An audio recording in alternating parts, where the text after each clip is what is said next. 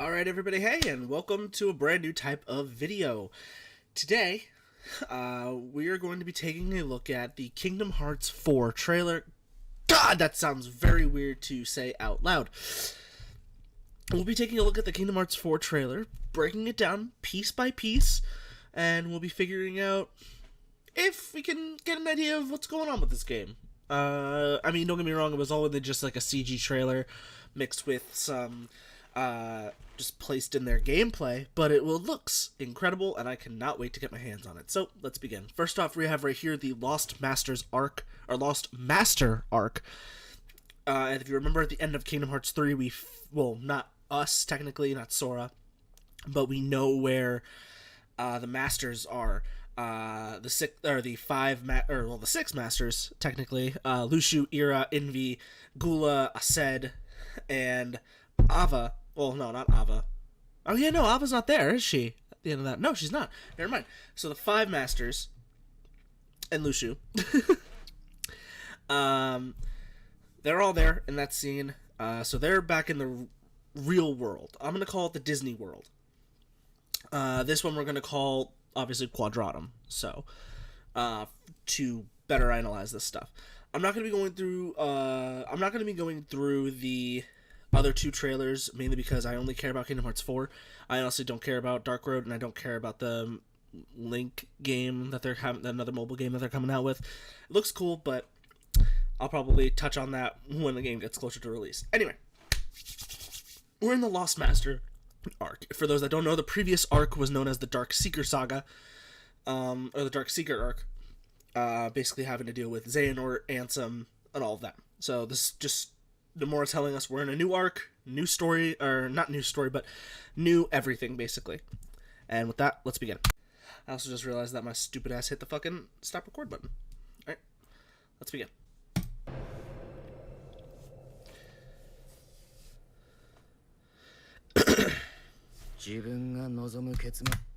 So to start off right here, we have definitely like a staircase mixed with an escalator, meaning we are probably inside the 104 building, or not the 104 building, the building that Sora is currently in sleeping inside of. Also, if you can hear my voice, I'm sorry, I'm still sick.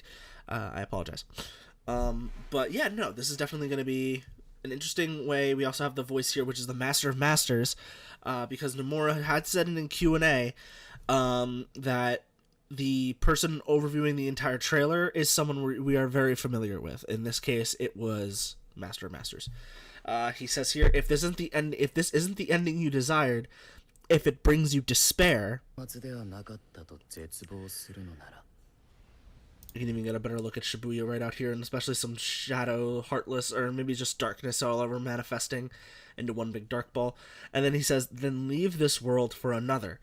That's my idea of how this game is going to go. Sora and the Master Masters are going to have a conversation at the beginning of the game after he defeats Darkseid here in a minute. This is where I have an idea of where this could go. It's obviously going to change like it did with Kingdom Hearts 3, but I highly doubt this game is going to be in development hell like Kingdom Hearts 3, but it's entirely possible. But what I was going to say is I highly, highly, highly expect that this game is going to take place, obviously in Quadratum. But after we beat Darkseid, we're going to talk to Master of Masters, or Lushu. He's going to take off his he's going to take off his hood. Lushu, anyway, if we're talking to Lushu, he'll take off his hood and reveal himself. If we're talking to the Master of Masters, which this sounds like it's coming from the Master of Masters' mouth, he would take off his hood, reveal himself, and then he would just say, like, listen, if you don't like it, you can go find another world. And he's like, oh yeah, there are other worlds here, and then Sora would just go find other worlds. And, yeah, we would get into the other worlds later. We can get a better look at the outside here. Balconies up here. Better look at the darkness manifesting. And it says here, your options are endless, meaning there's an endless number of worlds that Sora could visit here. I'm interested to see if Sora is going to visit any other worlds.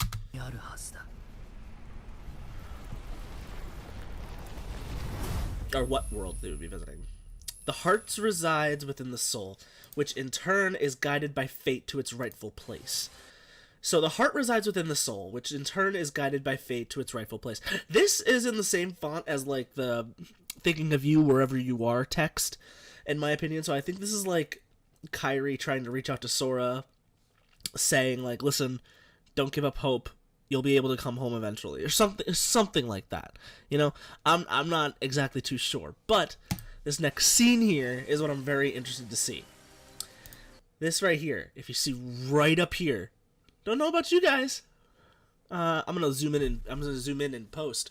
But this looks a lot like an ATST leg from Star Wars, and this entire area. I'll back up a little bit here. The waterfall area here, it's very secluded, very in the background. There was also a waterfall in the background of Endor in one of the scenes. It was very brief, but it's entirely possible that this forest may be a part of Endor we've not really seen before. Or it might not even be Endor, because the trees actually don't match up now that I'm thinking about it. But this definitely could be a regular like world. And this definitely could be part of the Star Wars world. Because look, like that leg, it's an ATST. And I hate to say it. Got a little nice little B-roll of some fungi growing on the trees here. Very, very, very beautiful. We got the chess piece scene here from Kingdom Hearts 3. The very ambiguous chess scene that Xehanort and Ericus were playing against throughout basically the entire game. This is basically them talking about what they're going to do when they become Keyblade Masters. The choice is yours once more.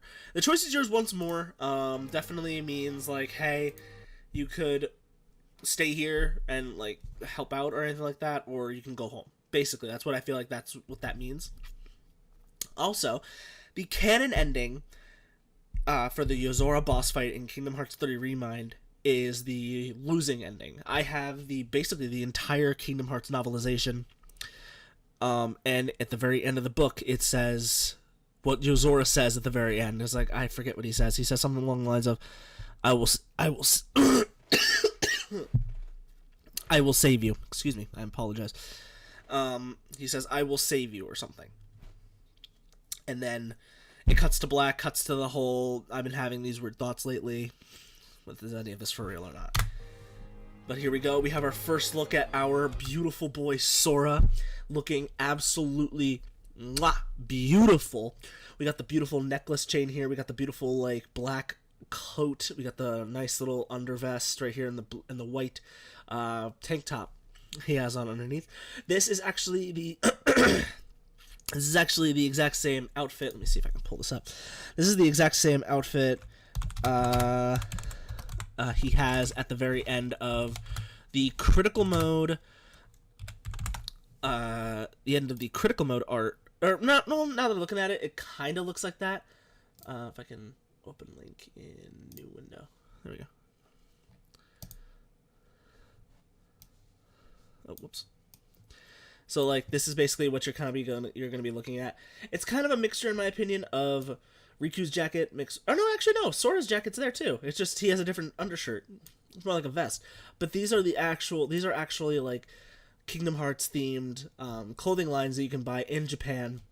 And this is Sora's little design right here. You can see his little shorts going up to his like right below his knee, and his little sneakers actually being legit sneakers. But we'll get into more of that later on. You can see he's waking up here. You can see his beautiful blue eyes up here. I'm sorry, I'm just really into Sora. It sounds weird, I know, I'm sorry. Sitting on a couch, always waking up. We can also see that this man also has fingernails and toenails because, you know, we're in actual a day and age where we can actually... I don't know why I'm fucking talking about this. Who gives a fuck? We're in a day and age where technology is great. He's opening the door here to unveil our girl, Strelitzia. Strelitzia was killed in Unchained Key / Union Cross. She is a character who we should become very familiarized with this game. As far as I know, we have not heard of her English voice. We have not even heard her voice at all, at least as far as I know. She might have been one of the nameless stars in the end of the world in Kingdom Hearts 3, but I could be wrong. But Strelitzia here is the sister of Marluxia. And if I can look this up, actually. Marluxia.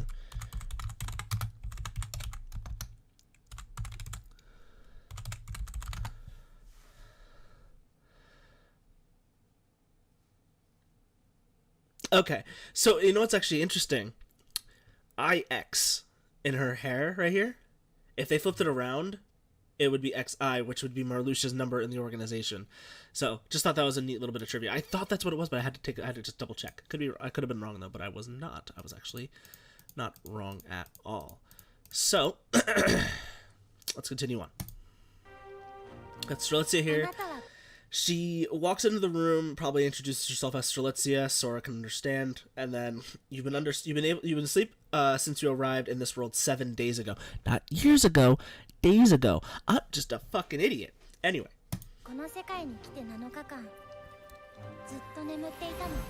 Also, I'd like to point out, this kind of messes with the timeline a little bit.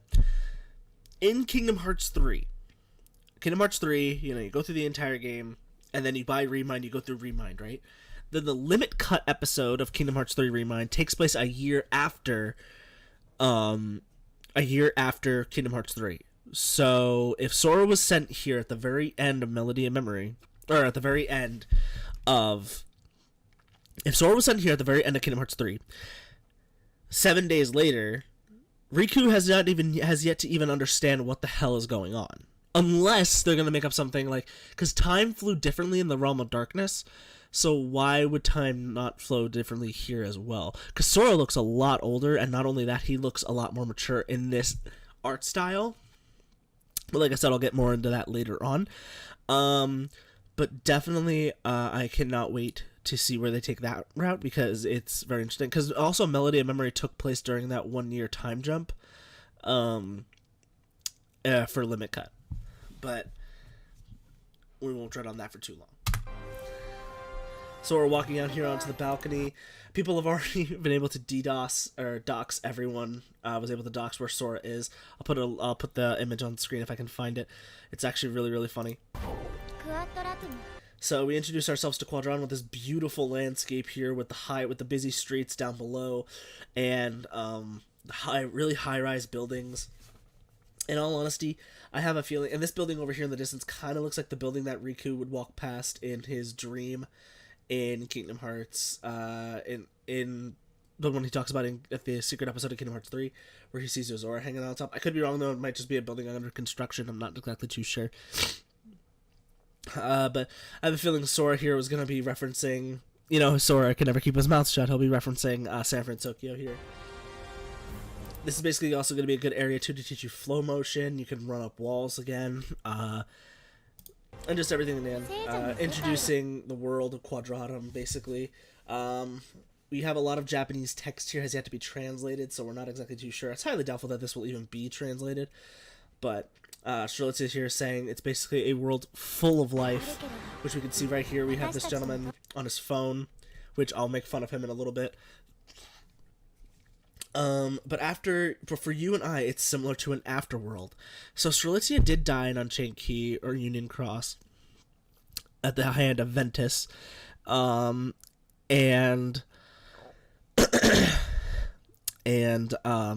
now Sora's here, meaning they're both technically dead, but they're brought back to the real world, or like, you know, the real world, not Disney World.